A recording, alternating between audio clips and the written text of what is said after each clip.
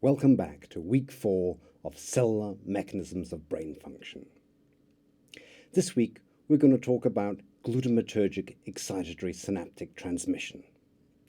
We've already studied the basics of membrane biophysics and excitability, and we've talked about synaptic transmission as the most important way in which neurons can communicate with each other.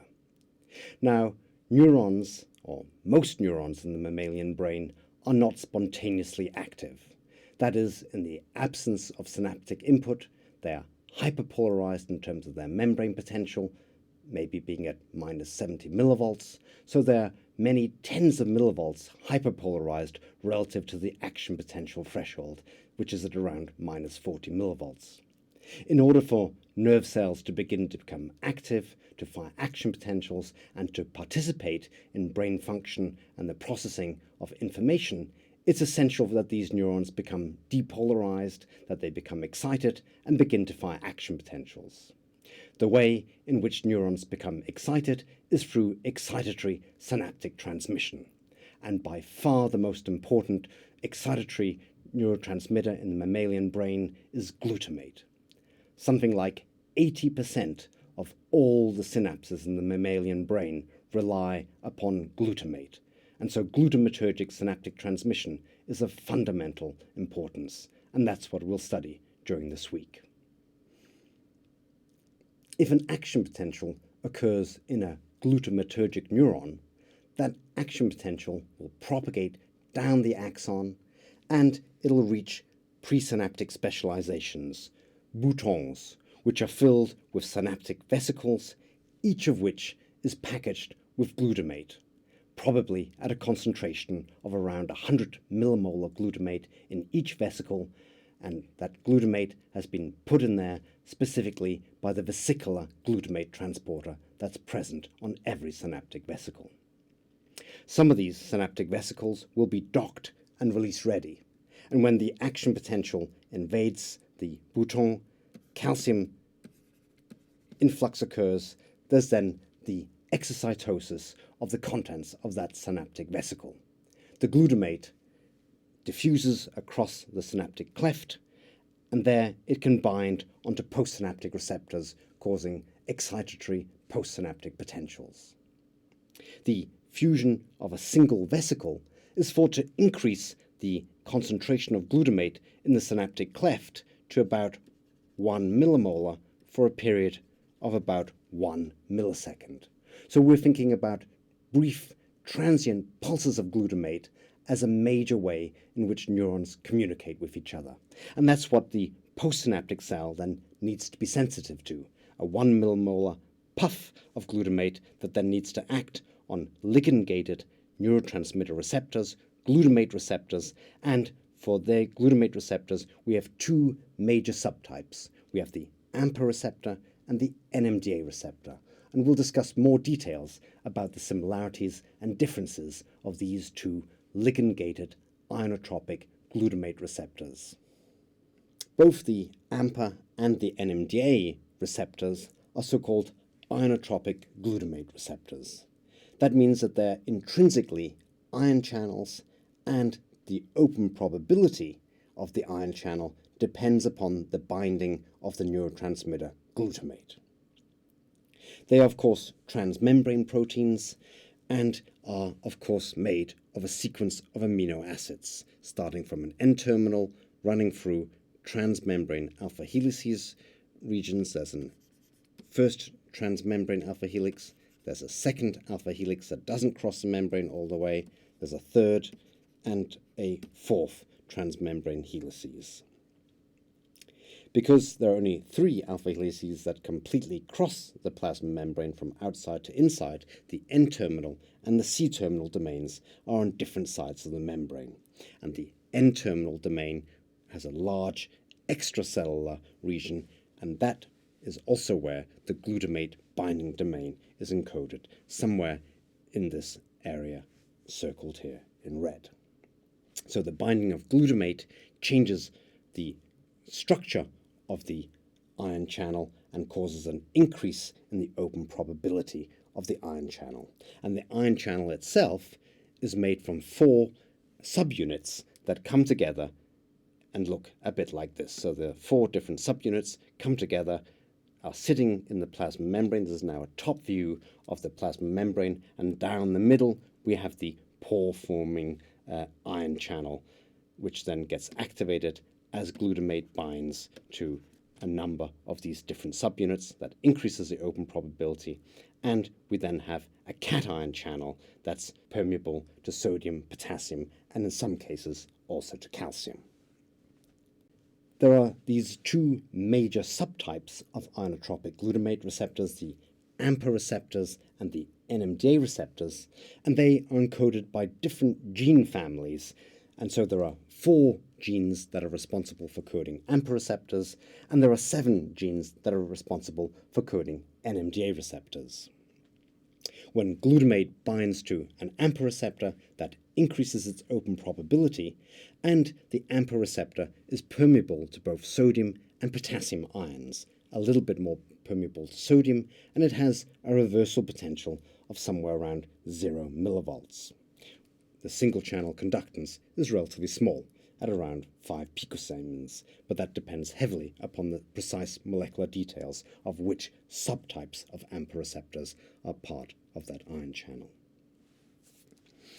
NMDA receptors are also activated by glutamate. So glutamate binds to the NMDA receptor, and that increases the open probability of the NMDA receptor, but only if co-agonists are present in the extracellular fluid. And so either glycine or D-serine need to be present in the extracellular space in order for glutamate to activate the NMDA receptor. And usually they are. And so usually this is not thought to be an important regulator, but there may well be circumstances where this really works as a co-agonist together with glutamate in order to activate the NMDA conductance. When activated, the NMDA receptor is permeable to both sodium, potassium, and importantly, is also permeable to calcium, something that most of the AMPA receptors aren't able to do. Calcium permeability is extremely important because postsynaptically it'll turn out that calcium has important signaling properties, just as it does in the presynaptic terminal, where calcium is the final signal that causes neurotransmitter release. Calcium postsynaptically will turn out to have an important role in governing synaptic plasticity. The overall reversal potential of the NMDA receptor is also around 0 millivolts. So both of the ionotropic glutamate receptors in the end try to bring the membrane potential close to 0 millivolts. That's clearly depolarized relative to action potential threshold. And so both the AMPA and the NMDA receptors are excitatory, and they form the major excitatory neurotransmitter receptors in the mammalian brain. NMDA receptors have a considerably larger single-channel conductance compared to AMPA receptors, and so they're distinguishable upon many, many features: their ion channel permeability, single-channel conductance, and molecularly, they are, of course, encoded by distinct gene families. There are also very important differences in the kinetics of the currents that are activated. And it's important to study the kinetics of the AMPA and NMDA receptors under as close as possible physiological conditions. And so what we think might be interesting in terms of thinking about synaptic transmission are brief pulses of glutamate that last about 1 millisecond and have an amplitude of around 1 millimolar. Now, in order to make brief pulses like this of glutamate, experimenters have designed an interesting way where one has a laminar flow of 2 different fluids, one fluid that contains 0 millimolar glutamate and another one that contains 1 millimolar glutamate, otherwise containing identical concentrations of the other components of the extracellular fluid. By having these 2 laminar flows on a piezo actuator, one can then rapidly move this laminar flow and then cause different concentrations to be hitting upon a given region of space. And so one can imagine moving this piezo actuator and giving a 1 millisecond pulse of 1 millimolar glutamate to a small patch of membrane that's sitting on a patch clamp electrode. And this membrane here then should preferably have glutamate receptors on it. And glutamate receptors, we know, of course, are sitting on dendrites of neurons. And so if we imagine a dendrite of a neuron here, there might be glutamate receptors and synapses present on one part of this membrane. And so let's zoom in and look at this in some more detail. And so here's the plasma membrane. We bring in the patch electrode onto this piece of dendrite. We can then suck a bit of the membrane into the glass electrode. This is our standard patch clamp recording method invented by Neer and Sackmann. We get the gigaohm electrical seal of the patch membrane around the electrode. We can then rupture this membrane in the so-called wholesale recording method by a brief pulse of pressure. So we suck in the membrane, and that ruptures this membrane. We now have access to the inside of the membrane through the recording electrode. And if you now retract this electrode a little bit, the dendrite stays in the same location, but a bit of the membrane gets pulled out towards the membrane. And if you keep pulling on the electrode, eventually this breaks, and you're left with a small patch of membrane attached to your electrode, with the outside of this membrane being on the outside relative to your patch electrode. And so here, if there are glutamate receptors present, then they have the glutamate binding site in the correct orientation. You can give the 1 millisecond pulse of glutamate through the piezo transducer, and we can then measure on your patch electrode the AMPA receptor or the NMDA receptors present here. We voltage clamp the electrode, and we can then measure the currents flowing through these glutamate-gated, ligand-gated ion channels. So, if we do this for patches of membrane that contain AMPA receptors, and we give this 1 millisecond pulse of glutamate with an amplitude of 1 millimolar, we find that the AMPA receptor responds very rapidly. We get rapid activation of a glutamate-gated current that then also rapidly turns off. In response to this 1 millisecond pulse of glutamate, we get maybe a couple of milliseconds of AMPA current. So AMPA receptors are activated extremely quickly, and they also turn off extremely quickly. And in fact, it turns out that it's very difficult to have long-lasting AMPA receptor currents, because even if the glutamate is prolonged, it turns out that the AMPA current doesn't extend in time. And there's a very strong desensitization that takes place, where in the presence of glutamate, the AMPA receptors desensitize and are only able to give transient currents lasting for a few milliseconds. The situation for NMDA receptors is rather different. Again, we give the same 1 millimolar, 1 millisecond pulse of glutamate, and we activate NMDA currents. But as you'll see here, the timescale is very different. Here we're looking at 100 milliseconds. Here we were looking at 1 millisecond. And in fact, it takes some time before the NMDA current maximizes. It maybe takes some 20 milliseconds before the NMDA conductance is maximally open, long after the glutamate has already gone. And the NMDA receptor currents remain active for hundreds of milliseconds after the glutamate pulse. And so it's clear that the temporal kinetics of AMPA conductance and NMDA conductance are extremely different, with 1 or 2 orders of magnitude slower activity in NMDA receptors compared to the extremely fast AMPA receptors. There are also important differences in the voltage dependence of the currents generated by AMPA and NMDA receptors. AMPA receptors are basically voltage insensitive in at least most of the forms of AMPA receptors. And so if we think about the conductance activated by a pulse of glutamate, this is independent of voltage, and that then gives rise to a linear current-voltage relationship. For NMDA receptors, the situation is rather different. At hyperpolarized potentials, and that's something hyperpolarized, say, to minus 40 millivolts, the conductance of the NMDA receptor is strongly reduced. The open probability that the amount of current flow is blocked here at negative potentials, and at positive potentials we come here with a full activation. And so we get these current-voltage relationships that look very similar to what we saw before for voltage-gated sodium and voltage-gated potassium and calcium conductances, but here the reversal potential here is close to 0 millivolts, of course, in both cases for the AMPA and the NMDA receptor, whereas for the voltage-gated sodium conductance, we of course had reversal and voltage-gated at the sodium reversal potential. So there's an obvious difference here under physiological conditions between the non-voltage dependence of AMPA receptors and a strong voltage dependence for NMDA receptors. And although this looks very similar to the phenomenology of voltage-gated sodium channels, in fact, the physical basis is very different. In fact, the NMDA receptors aren't intrinsically voltage sensitive, but they gain that attribute because of a magnesium block.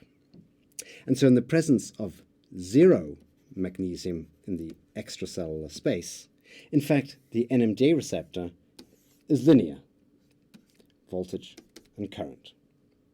And it's only in the presence of extracellular magnesium that we have a strong dependence upon voltage for the NMDA receptor.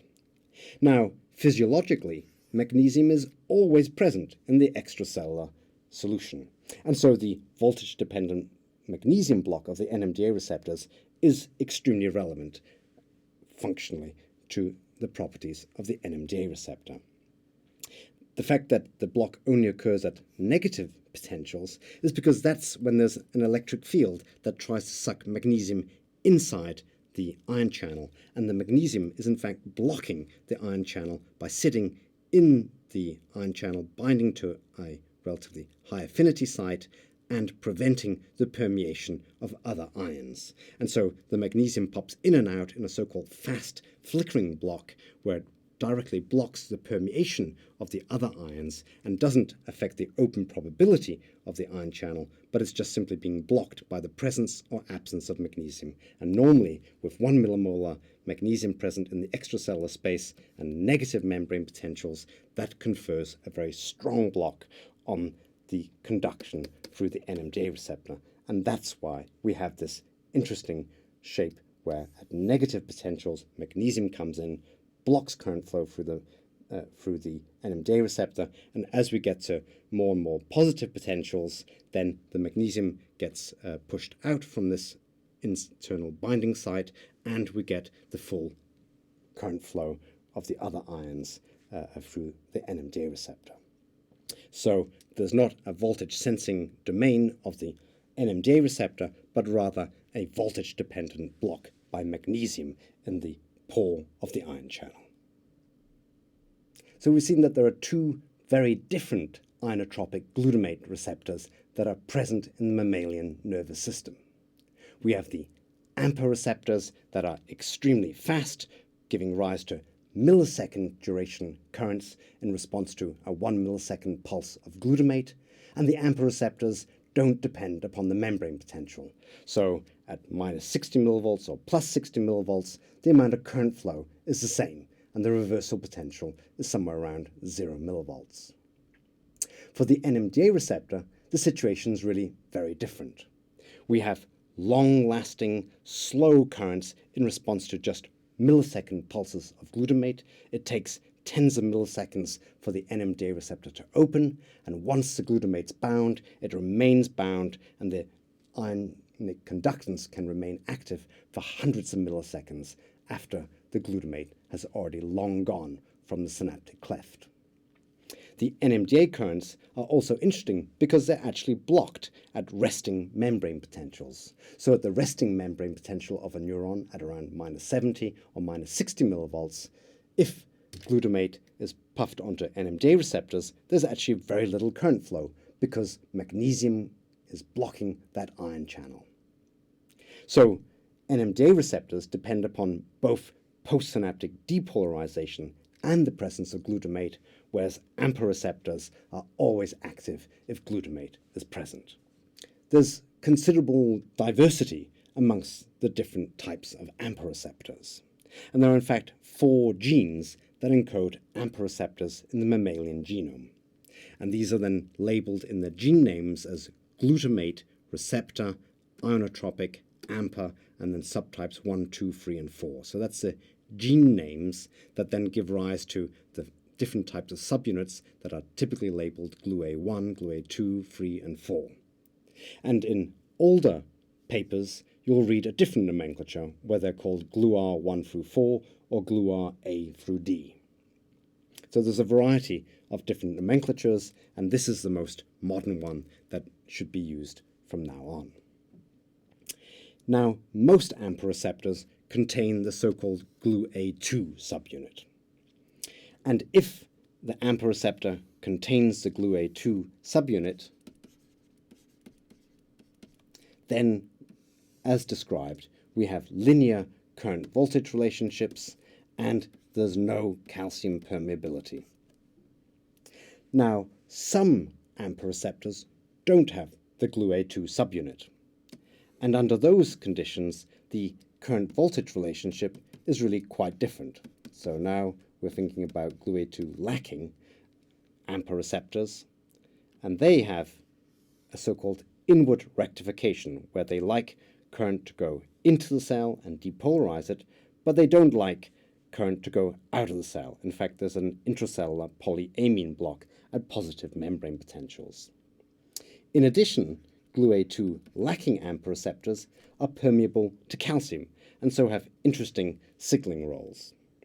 And so whereas most AMPA receptors are composed of combinations of GluA2 with GluA1 or GluA3 heteromers, there are some which don't contain the GluA2 and are simply GluA1 with 3, for example. As a subunit, they lack the GluA2, and then they have these interesting voltage dependencies that again depend upon intracellular components like polyamines that block the ion channel from the inside.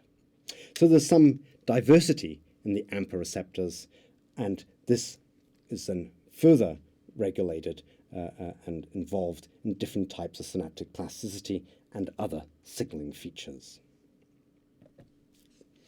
In addition to AMPA receptors, there are also Kainate receptors that bear some resemblance to the AMPA receptors, but they have a much less defined function. And there are 5 genes that are encoded by the so-called Kainate receptor family: glutamate receptor ionotropic kainate 1 through 5, GluK 1 through 5. They used to be labeled GluR 5 through 7, Ka1, 2. They are ionotropic ligand-gated glutamate receptors, just like the AMPA receptors, to which they are more similar compared to at least the NMDA receptors. They seem to have smaller currents. They seem to be slower. In some cases, they may also be located on presynaptic specializations rather than postsynaptically. But on the whole, much less is known about the function of the Kainate receptors. The NMDA receptors form the other major family of ligand-gated glutamate receptors, and they're composed of 7 different genes. There's the GRIN1 gene, GRIN2A through D, and GRIN3A and B. And what's important about the NMDA receptors is that the NR1 subunit, the GluN1 subunit, is absolutely required for function. So all NMDA receptors are thought to have the GluN1 subunit as part of the 4 subunits. So one of these will be the NR1 subunit, at least. This will then combine with other subunits, and the most common combination is with NR1 with 2A or NR1 with 2B.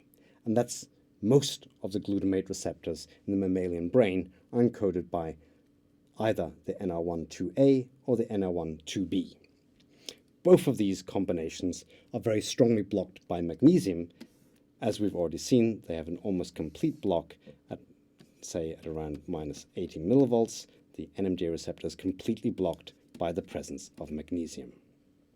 However, 2 other subunits, the 2C and the 2D, have a much weaker block with respect to magnesium. And so, in comparison, they would have something like this, where there's a substantial amount of unblocked NMDA receptor current, even at these very hyperpolarized membrane potentials. So there's differences in the degree of magnesium block comparing across the different subunits of the NMDA receptor. We also discussed the very long time constants, where in response to a 1 millisecond pulse of glutamate, the 2A subunit might have a time course of something like 100 milliseconds, whereas the slowest of the subunits might have times of around 1 second for its sort of half decay time, and the 2B and 2C are somewhere in the middle.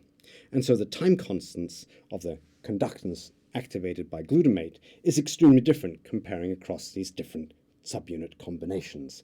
And so you can get a great deal of diversity in NMDA receptor function by having different combinations of these different NMDA receptor subunits present at the synapse. And indeed, different cells and different synapses have very different features. Finally, the GluN3 subunits A and B have less known functions, but might function presynaptically or play other roles in signaling and synaptic plasticity. Finally, of course, although we're primarily interested in the fastest forms of communication between neurons mediated by the inotropic glutamate receptors that generate postsynaptic potentials on the millisecond timescale, we mustn't forget about the metabotropic glutamate receptors. These are 7 transmembrane receptors. They couple through G proteins, activate downstream signaling pathways like phospholipase C, or they inhibit adenylate cyclase. They interact with calcium signaling. They probably have multiple diverse roles that are yet to be fully explored. And there's 8 genes that encode these metabotropic glutamate receptors, and these are likely to have slower signaling functions than the inotropic glutamate receptors that are working on the millisecond timescale. So the take-home message from today's lesson is that there are 2 major subtypes of inotropic glutamate receptors. There are the AMPA receptors that are responsible for the millisecond activation of a synaptic conductance in response to glutamate, and there are the NMDA receptors that are working on the tens of milliseconds or hundreds of milliseconds timescale. They're activated more slowly, they last for hundreds of milliseconds, long outlasting that pulse of glutamate from the presynaptic specialization. The conductances that are opened are both excitatory for AMPA and NMDA receptors. They reverse at 0 millivolts, the AMPA conductance being permeable to sodium and potassium, and the NMDA conductance, in addition, allowing calcium entry into the postsynaptic specialization, where it'll turn out it has an important role in controlling synaptic plasticity. In addition, the NMDA receptor has a very important dependence upon the postsynaptic membrane potential.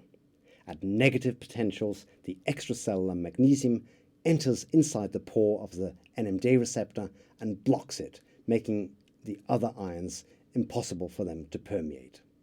And so, through this voltage-dependent magnesium block, the NMDA receptor is both sensitive to the state of the postsynaptic cell. It needs to be depolarized in order to unblock the magnesium. And it, of course, also needs to have glutamate released from its presynaptic terminal. So the NMDA receptor has an interesting coincidence role, where it's both sensitive to the activity of the presynaptic cell as well as the postsynaptic cell in which it's embedded. And we're going to learn more about the importance of that coincidence detection as we consider synaptic plasticity in the next lesson.